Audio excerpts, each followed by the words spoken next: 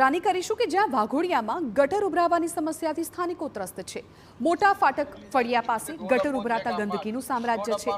ગેવન શાહ બાવાની દરગાહ, શાળા અને મંદિર પાસે ગંદકી, મચ્છરોનો ઉપદ્રવ થતા રોગચાળો ફાટી નીકળવાની ભીતિ। રહીશોએ સૂત્રોચ્ચાર કરી નગરપાલિકા પાસે નોંધાવ્યો વિરોધ।